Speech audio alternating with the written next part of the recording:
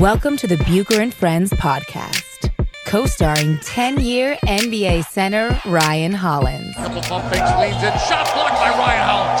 Hollins sent that into the third row. 6 rebounds and 8 assists. Hollins climbs the stairs. Down the floor. Ryan Hollins! He is the high jumper! That's what I want to see. Give me some gunpowder and throw the hammer down. And now, here is your host, Let's send it over to Rick Bucher. Rick Bucher. Welcome to a special holiday edition of Bucher and Hollins, subsidiary of the Bucher and Friends podcast, part of the United WeCast network. I'm Rick Bucher. You can find my stuff on Bleacher Report. You can follow me on Twitter at Rick Bucher, RickBucher. Joining me in just a minute will be Ryan Hollins, 10-year NBA veteran center.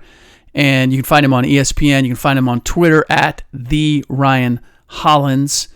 This is a podcast we actually recorded before the season. We've just been trying to figure out a time that we could break it out, and this is that time. It's a conversation we had about shoes, probably the most important piece of equipment that a basketball player can have. And if you're a weekend warrior or you're a sneakerhead, you realize just all the options out there and how much the fit of a shoe, the design of it, etc., how personal that can be. So I wanted to find out from Ryan how he made the selection, how he chose what he was going to wear to play in.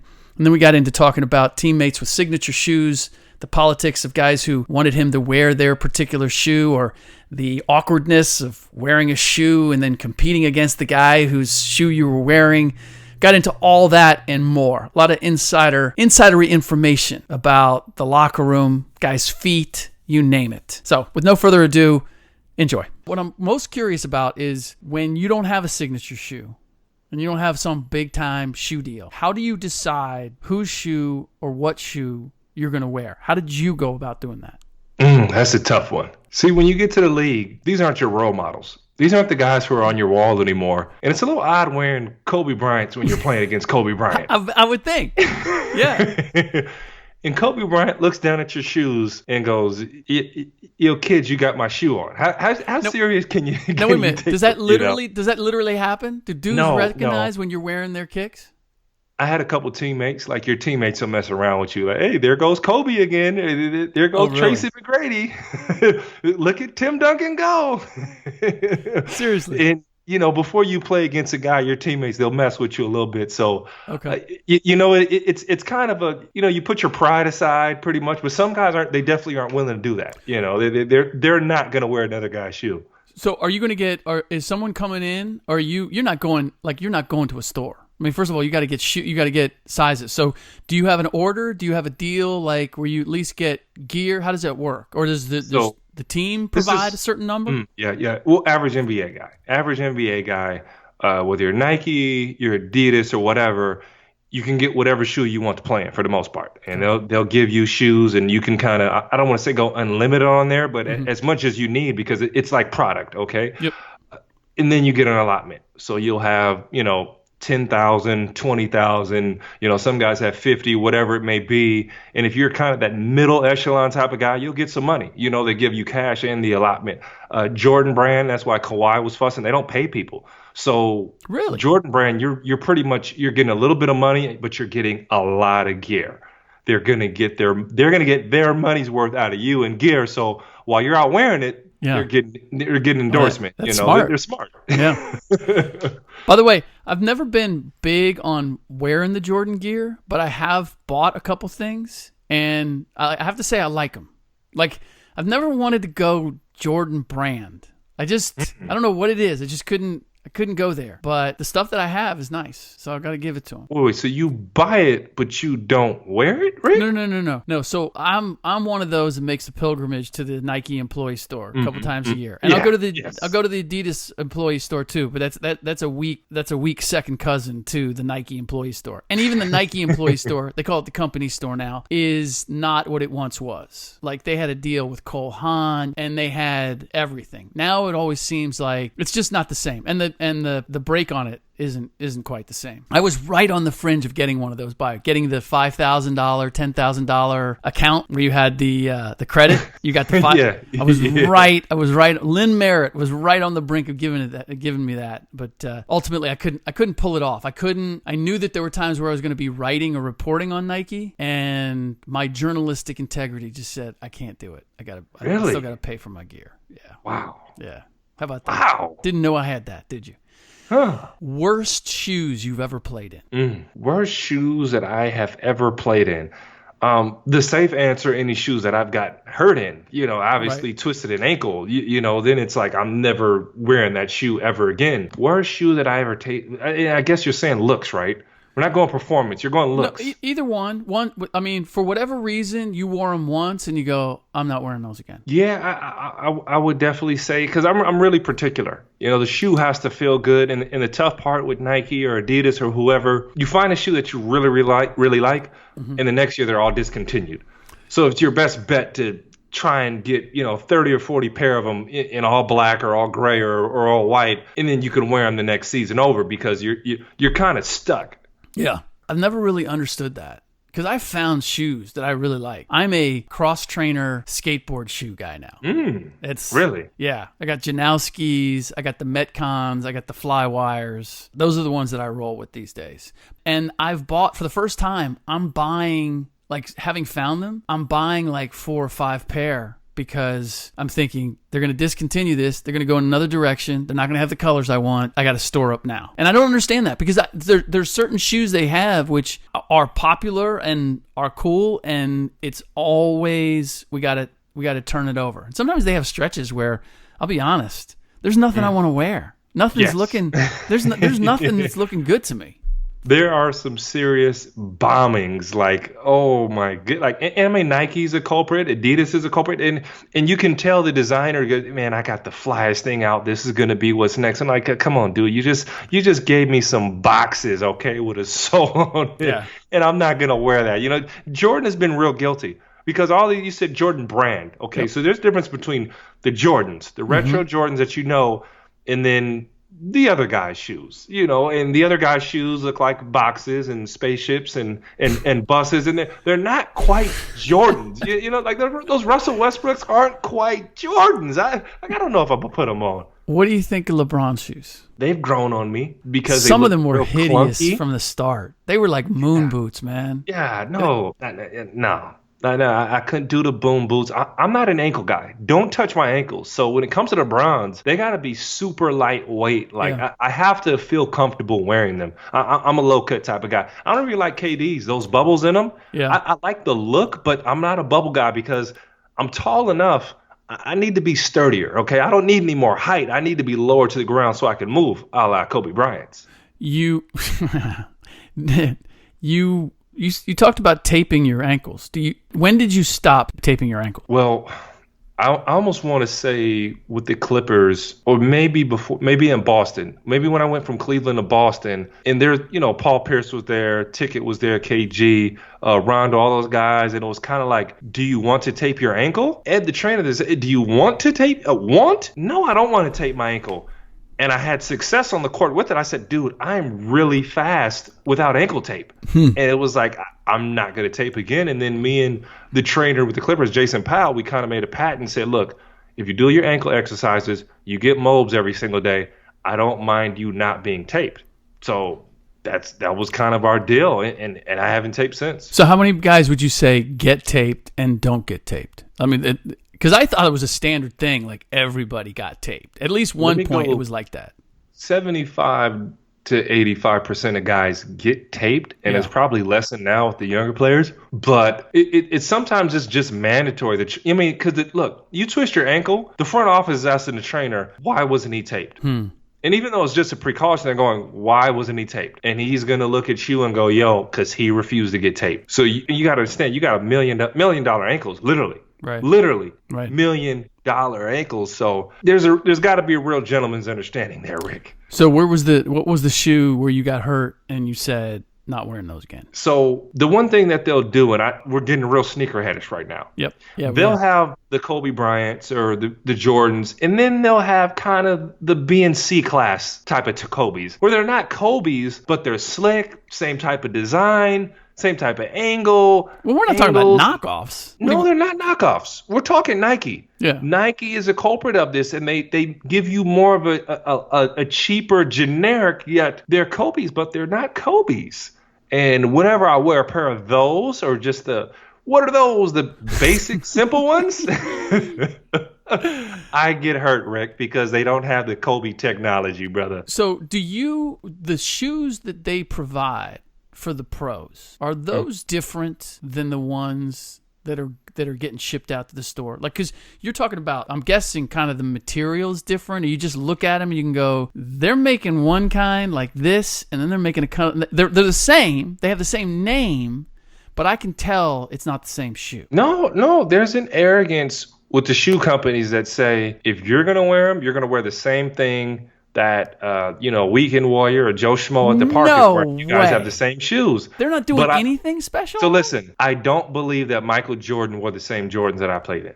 I don't believe that. Yeah. And Chip Schaefer, the storied strength coach, he was with me with the Sacramento Kings, and he will argue down that the Michael Jordan shoe is the best athletic performance shoe you can find. And I'm like, Chip, get your hometown Chicago Michael Jordan butt-kissing bias out of here, Chip, because those shoes are straight for looks, bro. I done got several corns on my feet from hooping in J's. We all know we don't hoop in J's, Rick. So I have a strong belief that Michael Jordan, Kobe Bryant, the upper echelon of player, played in different shoes. I'll give you a story real quick. Manny Harris goes to Nike, and I kid you not, and he gets in this like hyperbolic chamber or something, and it burned his foot, bro. I kid you not, burned his foot. I don't even know if I'm privileged to say this. I don't know if I'll get in trouble. I wonder if it's burned his foot. One of the cryotherapy chambers. It was something, bro. It was some type of new thing they were trying. Yeah. And obviously he's an NBA player, so he goes to play. He doesn't do a lawsuit or whatever. But what they did is they actually sent him like a Nike orthotic built into the shoe. So he had it wasn't just a insole. It was his foot, bro. So I think the upper level guys have an opportunity if they put that in their contract where their shoes will be imprinted with their foot. Well, didn't Dirk Nowitzki have that? Didn't he have, he didn't have a big shoe deal. He never had like a signature shoe, but didn't he have his shoes were custom made for him? So this is crazy. So much story I want to bring behind this. I'll bring it back up. But when I got to Dallas, I was an Adidas guy and I turned to Nike. And I didn't just turn Nike. I said, well, because Adidas said, we'll give you shoes, but we won't give you your account anymore. So, bro, they took away the account. So I said, okay, Adidas, that's cool. Because when I get to Dallas and I play in the playoffs, I'm wearing Nikes from here on out. And you're going to watch me in the playoffs and not the Charlotte Bobcats. We didn't even have a TV deal. I'm going to put on Nikes. Wow. I'm going to put my Nikes on national TV.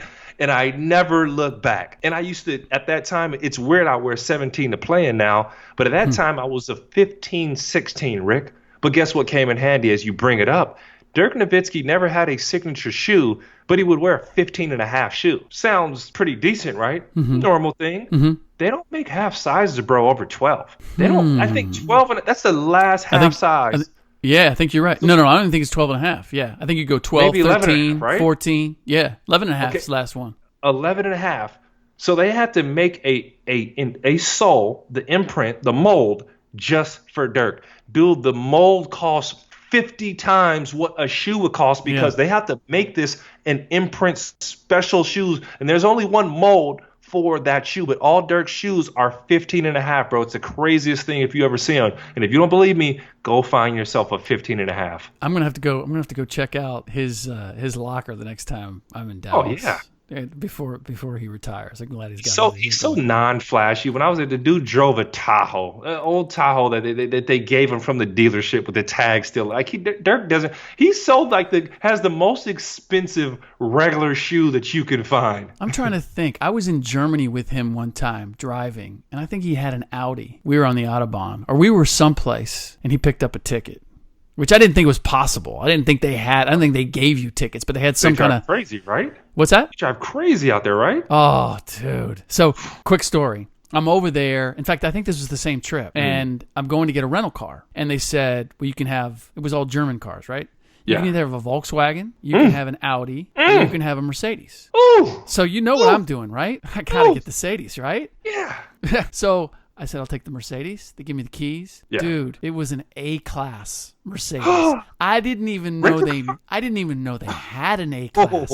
This thing was a golf cart with windows. And so, dude, it had no juice under the hood. And so, but of course, I'm in Germany and I'm on the Autobahn. I got to see how fast it'll go. I'm in the second I was in the fast lane, the next thing I had cars on my ass flashing their lights. It was like, son, you have no business in this lane. Oh my God. I got over and it was like, zoom, zoom, zoom. Wow. Yeah, since we're going international, what was it like for you when you were over in Europe? You played a season before you shut it down. That's got to be a whole different thing, right? Well, in Gran Canaria, I had we're going cars. Interesting, I had to ship my shoes. They took like a darn like 2 months just to get a pair of LeBrons out there, by the way. And my old rusty Kobe's. What was I? It was the Skoda.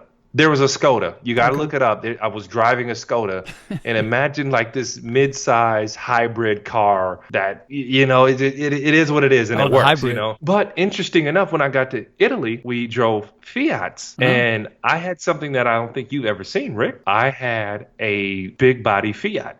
I can't make this up, bro. I had a big body Fiat. I can't say that I have. And I don't know if you know this, but Fiat is made by Ferrari. And I'm not telling you I had a Ferrari, but as there was one point in time where I got to loan a Ferrari California. And I kid you not, bro. Rick, I kid you not. I see you giving me that face right now. The Ferrari California had the same dash. Excuse me, the Fiat had the same dash in the front as the Ferrari, and the same stick, the same instrument. Dude, the same. I can't make this up. The same stuff. And I would tease my boy, and I'd be like, yo, I'm driving the Ferrari out here in Italy. Like, are you jealous? Like, because, dude, it's the same. It's like Chevrolet. Like, but there were Ferrari, Chevrolet, GMC. They're all going to have the same parts, Escalade. This was the same system.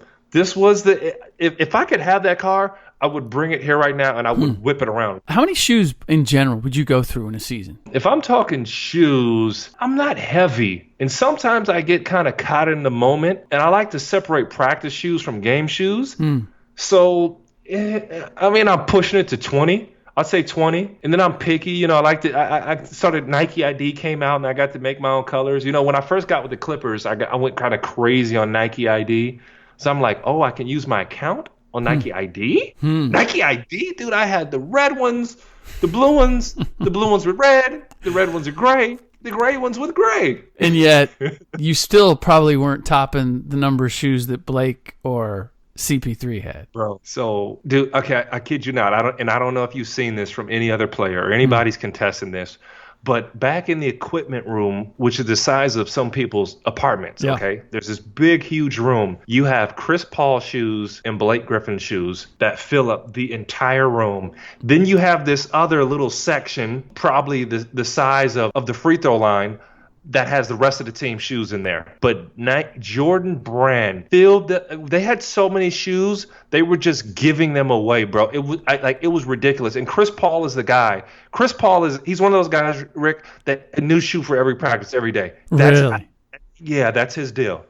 That's his deal. What about teammates who had a signature shoe and wanted you to wear their shoe? Was there ever any politicking? Oh, Chris Paul. Dude, really? Chris Paul. So I told you I'm a Kobe guy. Because they're for comfort, okay? They're for comfort. I feel good. And Chris Paul's like, hey, I see you with them Kobe's, put them CP3s on. I'm like, no problem, man. Joke, right? Right. He's like, for real. And I'm like, come on, Chris, you're just joking. He's like, no, what size do you wear? We'll have some 17s, later in the week for you. So I got them. I wore them. The comfort wasn't there. And, I kind of like, jokingly, seriously, unserious was like, hey, these feel better on my feet, but I'll wear the CPs in practice, okay? If you don't mind, I'll wear them in practice. Unless you're gonna sponsor me, unless I'm getting the same perks that you're getting, you're gonna Nike ID my Chris Pauls right now. Right. Like it really happened, Rick. It was really like, nah. Look, I'm the king of LA.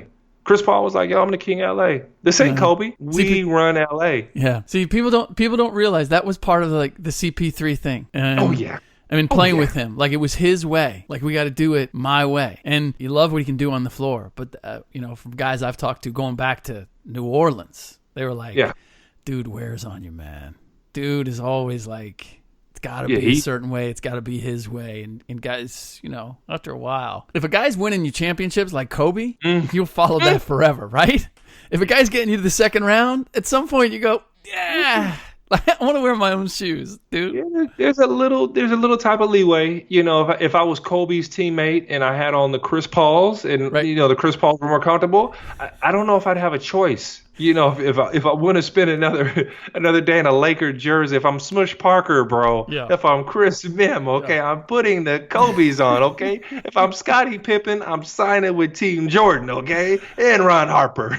So that's just kind of how it goes. You didn't ask, but I'll tell you anyway. Worst shoes I ever had were the shoes that I wanted to like the most. I had a pair of Latrell Sprewell Voltage Cons. Was that's not the spinners, right, bro? No. That was a later one. Oh my gosh. No, I swore off the Spree shoes after the Voltage. The Voltage were the ones that looked like they had the lightning bolts. I know exactly. Blue, white, all lightning bolts. Mm-hmm. And I thought they were sweet. And they looked sweet. Really? They felt horrible. It just felt like you were running on padded cardboard. Oh gosh. The bolts were, it was kind of a plastic material that kind of ripped out at some point. I so wanted them to be good, and they so were not. I wonder if Converse is still Nike. Yeah, it is. It is. Wow. They've taken all the retro. They've taken all the retro stuff. They kind of came on at the end. I don't know if you were still playing, but Puma's kind of stepped back in, and they've picked a couple guys. I'll be interested to see where that goes, because I've always liked the look of their shoe. Didn't Aiden have on Nikes, if I'm not mistaken, in Summer League? I believe he did, but there's a couple guys. I should know this. This is terrible. I should know this for the podcast. There's a couple guys who did. You think Aiden signed Puma? He didn't sign Puma. Yeah, he's Puma. Yeah, I'm pretty sure Aiden is Puma. That's the thing. I've seen guys at various times who had a deal with one shoe, and they were trying to find it. Like I've seen guys like take the logo off or take the swoosh off. Like they're trying to find ways where they want to wear this shoe, and usually it's in practice. Bro, I was there with John Wall. Mm-hmm. And if I'm not mistaken, he was a Reebok guy? He was, yeah. And he was wearing his shoes, and he was just, man, I'm tired of these biscuits. I'm tired of these. I'm gonna put my Nikes on. They're ruining my feet. Wow. I've seen several, man, they're ruining my feet, and I don't care. I'm putting the Nikes on. You know what? They're just going to void my contract. I'm wearing the Nikes in the game. And I think he put them on in the game, and I'm sure there was an email thread and all that whole deal. And he's like, I'm done. Get me out the deal. So because that's the risk when you're a Reebok or somebody like that or Adidas, and you send some Air Biscuits on. Yeah. I might as well wear the Air Biscuit Nikes, okay? And when you're playing in a game and you can't make that move that you want to wear, you want to take it off. Like if you ever notice on the CP3s on his right shoe, his made are made a little special. It's a little heavier on the top right part of his shoe because his signature move is to go hard right and yank. Remember he drops that curve, yank. So he's put more support there because that's a move that he frequently makes. That makes sense. You know what was surprisingly a good shoe was Leaning. I wore a pair of those in a pickup game. Barron get you some? No. They had some media pickup game at one of the All-Star games. And I'm pretty sure it was at L.A. Because, in fact, we played at Barron's old high school. That's where we played. Crossroads. Yeah. And they were tricked out. They had like the zipper that covered up the laces and everything. But that was a really nice shoe. I was really surprised at how nice those were. By the way, I'm trying to think if it was JaVale had a deal with one of the Chinese companies. I don't know if it was Li Ning or Anta. Dude, them Chinese shoe companies start coming out the woodwork, bro. Yeah. They start coming out the woodwork. But do you remember when he was in the dunk contest against Blake? Yeah. Yes. Did you notice what JaVale did during that contest. First of all, he won. We can say that, right? He won without question. Yeah. Dunking on 2 different baskets. Yeah, that was dunking that was 3 insane. balls. I mean, the stuff that he did was freaking insane. It was so creative. That thing, by the way, was rigged from the beginning. Because come on, bro. They rolled the car out there. I mean, they had the Kia car waiting, and they did a commercial off of it. That only happens if he gets to the finals. Like he did that as his winning dunk. Yeah. None of that happens if he doesn't get to the finals and do that dunk. Dude, Blake did better stuff in practice. I'm sure you saw it. Do better in the layup lines. He'd throw it off the backboard, catch it through the legs, and dunk it in the layup lines, bro. Like nothing, just casually. And then we got him jumping over the corner of the car. Yeah, jump over a car. Yeah, dude, I could have jumped over that car. Real quick, I'll tell you. I don't want to cut you off. I'm sorry, Rick. I was there. And when he ran and jumped over the car, nobody knew what happened because Barron was hiding, and nobody even clapped when it happened, bro. Nobody clapped. I was there. You mean when they practiced, or in that actual at the actual thing? Nobody clapped. Yeah. It was like, what happened? Oh, okay, he just ran and dunked. Yeah. Nobody knew what happened. Yeah. Well, they had the choir come out right away, and they did that whole thing, so they covered it up fairly well. JaVale, though, did the greatest marketing move ever in that contest. And I don't know, because their commercials couldn't play over here, but I'm sure it was all over there. He wore 3 different pairs of his Chinese shoes. He changed out his shoes every time he did a dunk. And before he would dunk, he would always unlace and then lace his shoes. Now, why do that? Because the cameras got nothing else to do. You're getting ready to dunk. Oh, he stops. Oh, he's bending down. Oh, he's lacing his shoes. At one point, he wore different shoes on both feet. He had on display like the entire package. I thought it was brilliant, man. He came in second in the contest, but I'm telling you, man, he did the deal for that's a +1 for JaVale. That's a +1 for me. See, people don't think he's that smart. That's freaking brilliant right there. That's a +1. I'm with you. Speaking of feet and corns and all that, when was it that you started were you a take care of my feet guy, or were you, my feet get beat up playing this game, I'm just going to deal with the corn chips? Rick Bucher, let me give you a public service announcement, and anybody else who's listening. Ryan Hollins has the best feet for a guy who played 10 years in the NBA, hustled, and did the little things that has never got a manicure or pedicure. What? Wait a minute. Never got a mani or pedi, or whatever one is for the feet. Never got it. I have the best feet, hands down, Rick. It's not even close. Wait a minute. So how is it? What's your secret? How does that happen? Because I'll tell you what, man. You walk through a locker room, that's ugly, man. That is a minefield. Disgusting. Shaq's feet are disgusting. I mean, there's just a number of guys with like I've seen dudes with like toes Al crossed. Jefferson. Like, how do you do that? Like, how do you run around Hickson. like that? For me, I always wore my shower shoes. I always tried to wear my correct size shoe when I had them, and I would clip my toenails. And I have had a foot stumped and had it bled, and I just would shave it off and make sure that the new toenail grew over it. But I've always tried to wear the correct size shoe. Yeah. This is where I went wrong, because I was a soccer player in college, and my favorite player was Franz Beckenbauer from the German team, and he had size 10 shoes. And he was unusually tall for a soccer player, as am I, 6'2", 6'3". So I decided, well, I have to wear size 10 shoes. Now, I should have probably been wearing 11s, but I also, for touch on the ball, I wanted to wear them as tight as possible. I wanted them like slippers. And that's me too. But as a result, my feet took a beating, and I finally got to. This was after I stopped playing. I went the pedicure route. Dude, I've never looked back. Really? I get that. That's the only thing I do. First of all, because my feet were just so punished. Like the first lady that had to do my feet, I'll never forget the look on her face when I took the shoes off and the socks off, and she like shook her head, man. She knew she had some work to do. Gosh. But ever since, dude, that is my treat. I don't do the mani, but I'll do the pedi. Every 3 weeks or so. See, it was like a toughness thing for me. Like I had to get like my macho-ness out the way. Like I'm not against it, but like if I get one, is it something like I won't turn back? Like you said, you weren't like I do have a fear of that because I'm cheap, Rick, and I'm like, what I don't know won't hurt me, you know. And then I was like, you know, do you put the gloss on them?